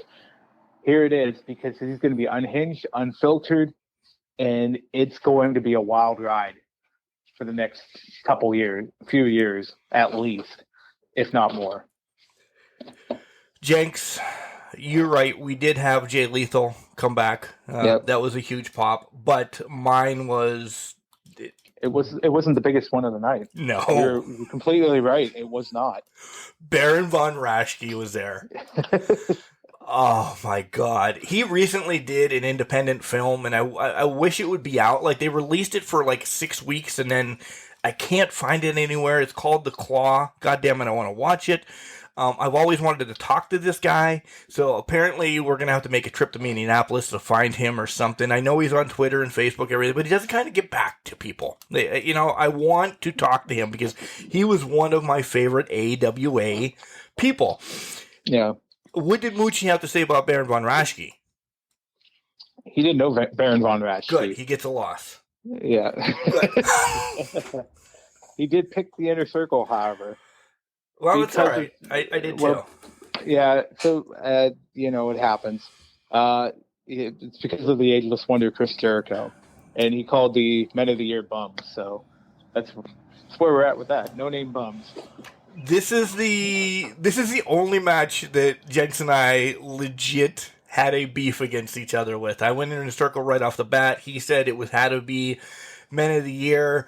But then once we saw Dan Lambert come out, Jenks, what did you say during the text? Because you knew you had lost then. I said as soon as I saw Dan Lambert dressed as Huskus Pig, it was over. Yeah. He was legitimately dressed as the Firehouse Funhouse. Fucking, I can't even talk now. I'm so pissed about it. Good. I'm so pissed about it. God damn it, Dan Lambert. Velvet jumpsuit. What the hell? Yeah, I knew I lost at this point. And at this point, all hell nothing breaks loose. This was dubbed as a street fight. For the first 10 minutes of the match, they're tagging. There's not a weapon. You knew I was pissed because I'm like, what? How are they going to make a street fight better than what they just did with Falls Count Anywhere? Jenks, this was the worst match of the night. This was the worst match of the night for me. It really was. No disrespect. They did awesome moves. The submission that Santana and Ortiz had on Guevara jumping off or falling off of the ladder through a table. Unbelievable. The spots were awesome. The commentary, again, I didn't know a bunt cake came from fucking Minneapolis in the 1940s. We had a Prince sign. We had all of that stuff. The bunt cake facts were just amazing during this whole thing. Also, did you see the toaster got signed to All Elite Wrestling? The Brave Little Toaster is signed. Did. That's actually, thank you for mentioning it, because if you're looking at our thumbnail right now as you're listening to us, we put that up on our thumbnail just for you. He did. Like, Hager wouldn't let that toaster go for 10 he was minutes. walking it around like it was his best friend. Yeah. I felt bad for Hager. It felt like he thought he was going to lose his toaster best friend. I'm hoping he bought that at IKEA or something, and he just didn't want to lose it during the whole thing. If you bought it at IKEA, that's probably a $500 toaster. Well, I know. That's why he didn't want to let it go. Jake Hager was holding on to that thing for dear life. Did you see he also gave away things in the crowd? Yes. I don't know if you caught that. I don't know what he gave away, but he gave something to one of the crowd people. The crowd is starting to chant Purple Haze. And he just starts handing off shit. And I'm like, all right, fair enough, Jake Hager. Yeah, I was pissed too. Why are you tagging in and out? This is a street fight. I was so confused at the beginning of this match. Outside of the velvet jumpsuit, I was more confused by the tagging in and out. But why don't we? I'm going to jump over you during this one all the time. Jump over me as well. Yeah. Why didn't we take this outside at all? Why didn't we take it into the back? Like, this was, if I'm going to poo-poo anything, this match pissed me off. It was a hardcore match, is essentially what it was. You know what I wanted to see in this match? A fucking forklift. A forklift. I don't put Dan Lambert on a forklift. Like Judy Bagwell on full RRT. She just passed away. She did.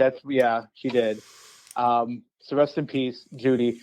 But outside of that, why don't we just block off a street near the Target Center? Yeah. And have them fight in the street? Well, I would be fine with that. Why not reconstruct the baggy wall and let them go into that? If you play MLB The Show, at least they have the goddamn huge gallon of milk that you could have been thrown into. Why not bring David Ortiz back? Everybody's like, David Ortiz played for Boston Red Sox. Yeah, well, he was signed for the fucking Minnesota Twins very first. Why not have him show up? Or Kent Herbeck. God rest his soul, Kirby Puckett. He could have been there, but he has passed. Fucking Dan Glad, Bert Bylove, somebody. Bear Von Raschke did it for me too, but they did nothing with this match besides a fucking print sign that said Minnesota Street Fight on it. One thing I feel like this felt like it should have been, or they tried to make this a Stadium Stampede match, but couldn't get the permit or the okay to do it. Because Target Field's right near them. Yeah. Is right next to Target Center. So they could have definitely did a Stadium Stampede match with these two teams, but they probably just couldn't get the permit, so they just made it a street fight and did the best they could with it. But there's so much more that could be in this. And also, why haven't we mentioned the Iron Claw came into the Because we're pissed about this match. But we're pissed about the match, but we forgot about the Iron Claw. Von Raschke returned, and he put on the Iron Claw. I just wish, you know what, it got hot and heavy towards the end. It did. It did what it was supposed to do, and I loved that portion of it. I was just confused by the tagging in and out, and I think that pissed me off and gave me some bad feelings throughout the remainder of the match. But overall, they had great spots in it. I also didn't understand all the... Okay, I did love the random facts that came out of this. Yes. I did not need to know Bunt Cake was created in Minnesota. I love random facts. It just fell out of place in a street fight that we're trying to take seriously or supposed to take seriously. I said once everybody was decimated, I said, well, Jenks, you lost. And you didn't answer because I thought you thought that I was like I thought you were ahead of me. Stream. Yeah, I'm like, when did you get ahead of me? And I'm like, oh, shit. I just knew. Because Lambert's now Huskus Lambert is the only one in the middle of the ring. And I'm like, everybody else is out but Jericho. How else is this going to happen? Well, I thought this would have been the point that Paige Van Zant came into play, or somebody else came in and cost Jericho the match, but it didn't happen. No, you know what I saw on Tickety Talk then as well? Paige Van Zant messed up her own hair yesterday, and she had to go get it done because she legit was calling out her beauty salon. Can you get me in? Can you get me in? I bleached my hair the wrong color.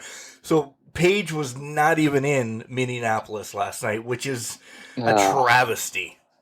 Yeah, I think as much trash as they've talked to Paige Van Zant and how much she's trash talked Jericho. Yeah. I think they It dropped the would've paid ball off in on this that. match. Yeah, I think it would have paid off in this match to have her there. But Yeah. Overall, it did what it needed to do. Yeah. I think you see America Top Team go away for a little bit. Jenks, I think that even the Men of the Year might kind of slowly go their own way. Scorpio Sky is you know how I love Ethan Page, but Scorpio Sky is a superstar. I think that you get something between him and Sammy Guevara set up. Oh wait, no, never mind. Jay Lethal's already challenged Sammy Guevara for this week, which is going to be an amazing match. I don't think Jay comes in and wins it right off the bat, but I think it sets up that Scorpio is going to be lingering around as well. And I think this is a feud that builds off of that because Sammy looked strong. He did. I don't know if Sammy keeps this title for a long time. I'd be all right if he did. But Scorpio is somebody that this company is he's not one of the four pillars, that is built around. He is somebody there. So I think Scorpio gets his own time to shine a little bit away from this mockery, I'll put it that way, of this shit show that went on yesterday. Yeah. No, I agree with that. I will say this here and now on Can Crush Nation. Somebody's turning on the Inner Circle. I don't know who. But I'll say that my gut feeling is Sammy. Yeah. I think he turns on them. And I thought it was, I think I put it in the text message chain. I kind of thought it was going to be last night because what a way to turn and what a way for Dan Lambert to be even more of a nuclear heel is if he turned Sammy Guevara against the Inner Circle. And it kind of felt like they weren't like touching him at certain points, like they weren't fighting with him. And I'm like, are they just avoiding him? I started playing into my own mind with that a little bit. But I think at some point Sammy's going to walk away from the Inner Circle. How, when, why, don't know, but it's going to happen. Well, we were going to kind of talk about all of this at the end, but we were kind of giving our thoughts throughout the whole show. I think the Inner Circle and the Pinnacle are kind of run its course. They've been the two big factions for a while. You don't see Del Santos and the other dude, Karlowski. I don't even know what the hell his name is, nor do I care. You don't see them jumping in the ring anytime soon. So I think Lambert's going to go away for a little bit. Unless, listen, we keep saying this, me and you, and I'm pointing at the computer like you're actually looking at me. But we keep saying this, like, why can't Paige be transitioned in? I think Paige has a huge following. This is somebody that, build her up for a Serena Deeb, a Thunder Rosa, a Britt, because she's got that, get ready, everybody's going to be pissed, Jenks, that Ronda Rousey fucking following. Yeah. This is somebody that you could transition into a wrestler, a talent. And I think she's got the mouth. She's over. Why not? I don't know if she's doing UFC anymore. She doesn't need to. And she's got the look. Let's just say that as well. She's got the look that she could come out scantily clad and everybody would be like, ah. So. I think she could definitely run. She could do it. I think she could be a great talent and individual. To your point, it could be a Ronda Rousey type person that she's just lethal in what she does in her strikes. I don't think she's the overpowering like Ronda Rousey, obviously, but I feel like she could be a sneaky submission type expert that could catch people off guard, or even fighting, or just straight striker maneuvers. I would like to see her actually in the ring doing some wrestling against some of the women superstars. I think she would fit in perfectly, and I think she'd pick it up pretty quickly.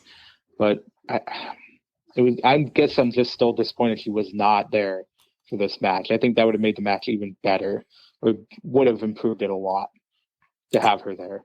Agreed. All right. I've tapped around this long enough because this is essentially why I just have been rambling, because I don't want to know how I finished. But main event time. Cowboy shit against Omega, and back and forth all week. We both picked Paige to win. We were both right. But back and forth all week again, I was like, oh, man, if they're going to have Miro win, it would make sense for him to destroy Omega then. That would be all right. Well, Danielson wins. So then I'm like, holy shit. They're not giving it to Cowboy shit. They're going to have this rematch that we've talked about, 60-minute Iron Man match. So I didn't know, and it was until maybe 3 minutes left in this match that I was like, holy shit, they're actually pulling the trigger on this. They actually are going to give it to Hangman. Yeah. Did I tie Moochie, or did Moochie beat me? Daniel Mucci picked. He said he's one of the top talents in the promotion. He actually predicted that it would be a build to a match against CM Punk. He picked Kenny Omega. So I tied somebody who doesn't watch that, and that doesn't sound good for me at all. That does not. I tied somebody who doesn't watch AEW at all. How do you think it makes me look? Right? I finished behind him. You should just have Moochie on here now. Right? Jenks, again, though, this match was everything I didn't expect and everything I wanted in this match. Yeah. I am so proud, first of all, that I shed a tear of the graphics team. Oh my God, they were shedding tears in the back. Right, they were proud of Hangman Adam Page. That got me. That got me too. It really did. I'm like, I popped for that. I literally popped for that. It warmed the heart. It warms the heart. We knew Callis was going to be involved. I didn't think I'd see biting from both of these guys, but we got biting. Yeah. The body slam, the reverse body slam off the top rope. Oh God, yeah. I thought everybody involved was dead. The clothesline through the table then, what happened like 30 seconds afterward. The ref is hit by the buckshot. And first and foremost, before we get to the ending, Aubrey Edwards is the fastest referee ever in life. She looked like fucking Adrian Peterson running out of that locker room. She gave Charles Robinson running at WrestleMania down to the ring a run for his money. Yeah. That was a comparison I made because she fucking flew in there to make the pin or make the count. Well, kudos to her. Mine was a Minnesota reference because Peterson played for the Vikings. I get that. I was going Charles Robinson. I want pure wrestling reference. Okay. And it's one of my favorite gifts to use when I talk about running for a long time or something along those lines. You're making an endless journey or something. So, but go ahead. I like that the Bucks gave him the okay. Yep. I would have liked, honestly, if he pinned him with the 1 Week in Angel. Yeah. I didn't think that was going to be a spot that they pulled out, but I thought, holy shit. And it was 2.9999999999999 milliseconds. But another buckshot lariat, he gets the win. And I don't know if you saw, some of the people on the old Twitter machine did post a video, like the Dark Order came out. He had a little bit of a speech. I love where this is going. Again, I love where this is going. I said on our text that I'd be all right if Omega takes the time off. He deserves it. He carried it with the whole TNA thing and this and bouncing back and forth. If he takes a little bit of time off and comes back and has to think about what he's done, but I don't think it leads that way because of what the Bucks did. Yeah, there's something going on here with the Bucks. They're going to make an angle out of this. They essentially turned on Omega. They could have made interference. They could have made headway in there, but they didn't. I was kind of shocked by that, to be honest. I did not expect them to come out and give an okay. And I think that's what they wanted people to do, is to have, oh, okay, what happened? I'm confused. Why are they doing this? Is there something else building up? Where are they going with this? Also, I'm terrible because I immediately thought when the Dark Order came out, somebody's debuting and they're going to attack Hangman Adam Page. And the Dark Order is going to follow them. Don't know why. I think they conditioned me the last pay-per-view. There's going to be a surprise debut at that point. Right. But when Dark Order came out, I'm like, I think they're going to only hug. I hope they're going to only hug. How heartbroken would have been Minneapolis if they turned on Paige right there and just shook. I would have been shook. Yeah. To be honest. The match itself was unbelievable. You didn't mention it. I want to mention it. The ride to the Target Center for Hangman, Right. I thought was epic. I liked it. I know you wanted to see him on the horse inside the Target Center, but I did. yeah. But I love that little promo package they did right before that, where he rode up to the arena to get the cowboy shit on. This was everything I wanted this match to be, and then some, because I just don't know where the Young Bucks Omega go from here. I feel like there's a confrontation There's got to on the be. horizon. And is this the changing of the guard where the Bucks fully embrace Adam Cole and turn on Kenny Omega? Is this what we're seeing? Yeah. This is what wrestling is, Jenks. I hate to be so generic. But you're right. You're absolutely right. This is what wrestling should be. We need to be guessing. Yeah, we really do. Unbelievable. And just to roll off some of our thoughts now to go forward. Again, Jenks lost. To me, Yep. Moochie wasn't involved, but Jenks did lose by 1. We're now having set up. Okay, we already have set up for Wednesday Sam McGuire against Jay Lethal. Holy shit. Yeah. I'm excited about that. In the coming weeks, we're going to have Hangman Page against Brian Danielson, Brian Danielson, whoever he is. I did that on purpose. I know you did. Okay. What else spins out of this? Like there are so many other stories that are just building off of this. I still think we're getting Cole against JB again. Yeah. As you mentioned, the Bucks can be pulled away from Luchasaurus now and Jungle Boy, because now they're going to have to worry about Kenny Omega, because he's not going to take that nod.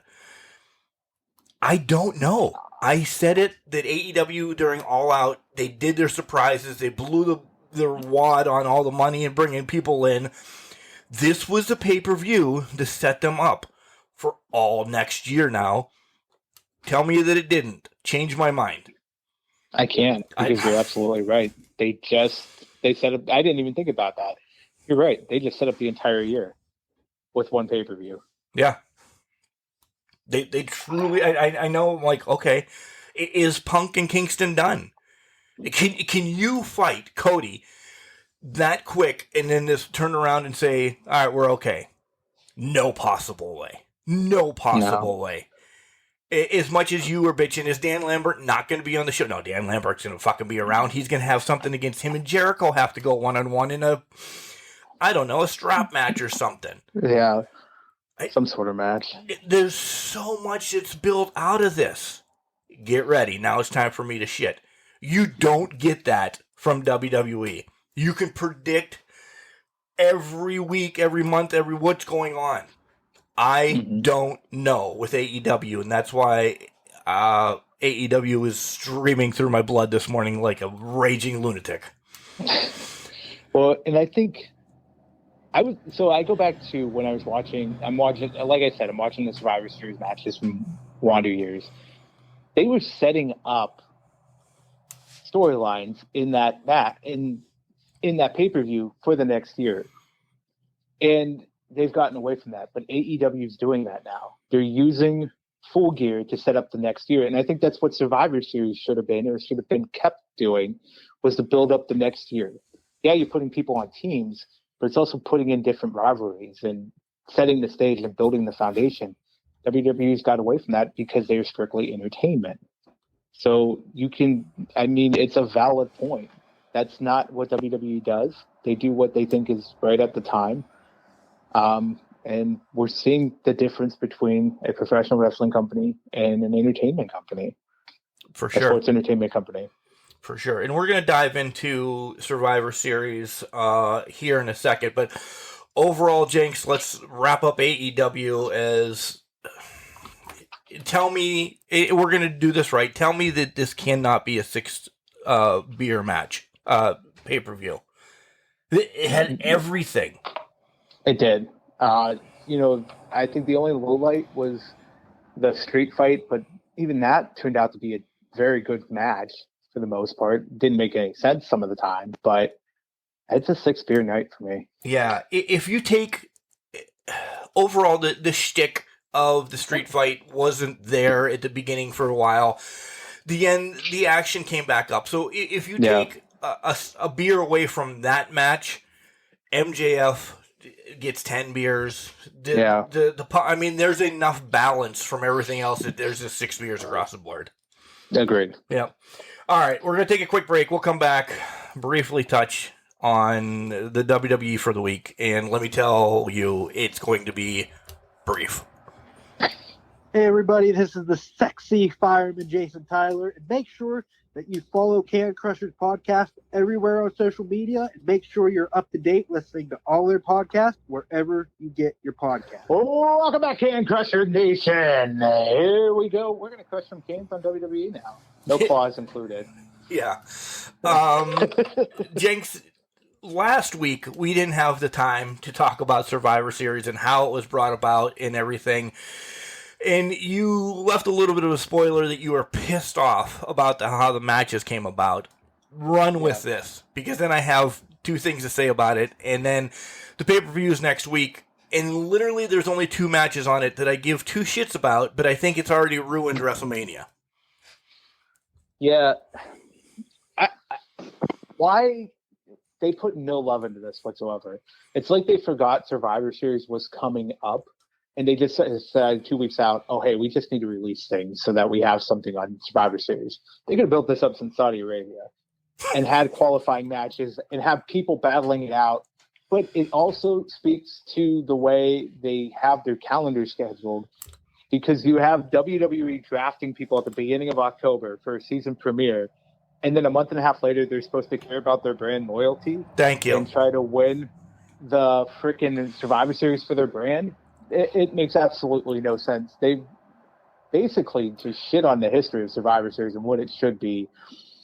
The last time it was of relevance, I think they did well in 2019 when they had NXT, Raw, and SmackDown all facing each other. But, man, this year especially, they just completely forgot about it and just threw something together and hope for the best. And now they're leaving. Now they have put some mystery around it because they took out Aaliyah and Sami Zayn from their respective matches on Friday. So now there's a 5th spot open. But do you really give 2 shits? Because everybody on SmackDown was on Raw a month ago. How? How can you wave the SmackDown flag when you just got there? And people have said, well, it's just like a baseball trade.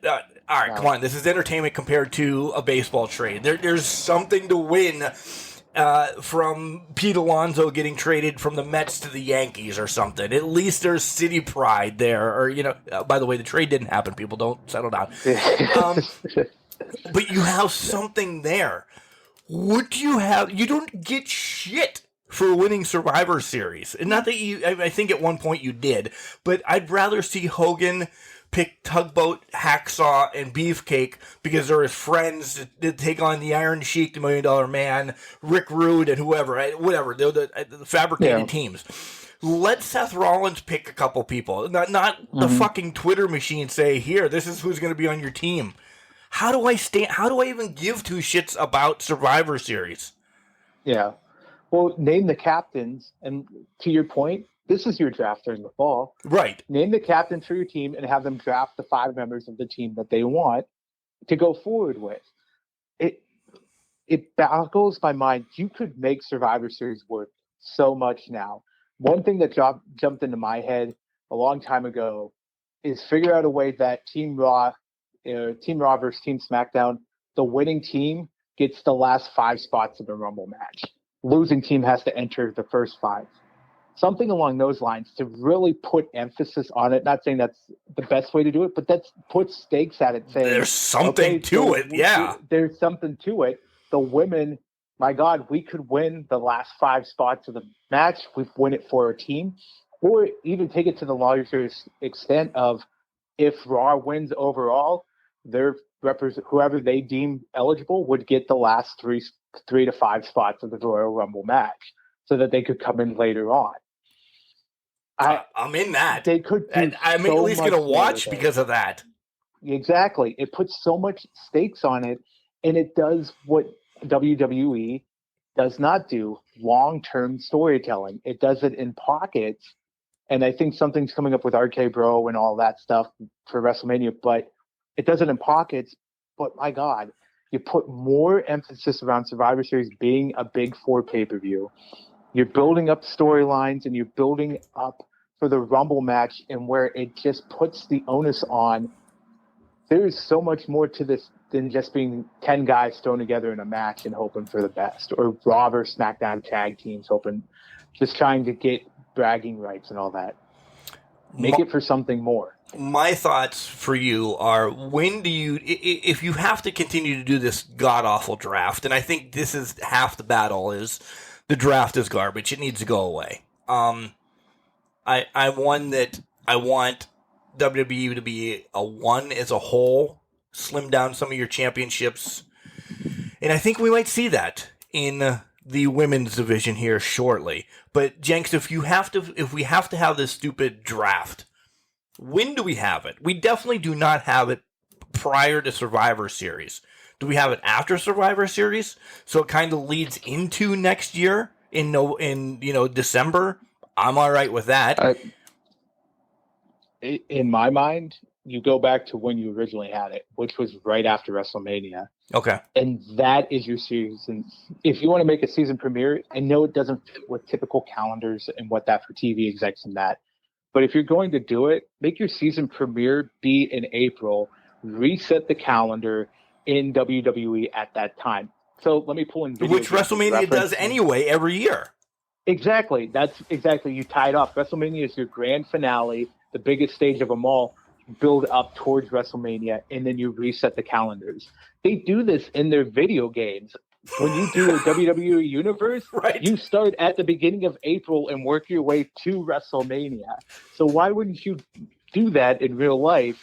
It resets the calendars. It builds up. It makes Survivor Series even more about brand pride because, like you mentioned and we've talked about, it's not some John, Jack, and Jill who just joined the roster a month ago who don't really care about the brand itself.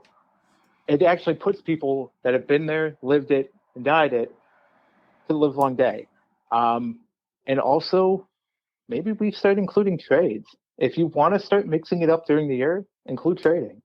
And have a cutoff before Royal Rumble. Bro, I was just going to say Royal Rumble. You can't trade after Royal Rumble. You can't trade after July 29th. You can't trade after Royal Rumble. Exactly. Yeah.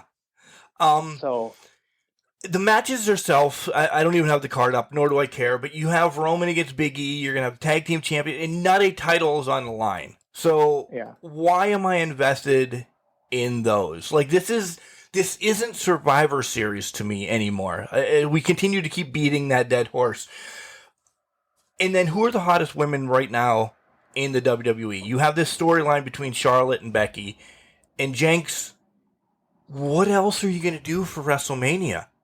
Who else can you put over to be so There's heat. Becky Lynch went into SI.com and had this interview that says, Charlotte and I don't talk anymore. She put it on her Twitter. It's out there that there's legit heat before them. And if it's great, that's finally a fucking storyline that's going to get over in the WWE. If it's just a wool over our eyes. Why not continue to build this for WrestleMania then? Bex drops the title, something happens, do, and then this is your WrestleMania match. You're giving it away on Survivor Series that we don't care? Or do we get a repeat of it at WrestleMania? And then what do you do with it? Do you make it a unification match for there's only one women's championship?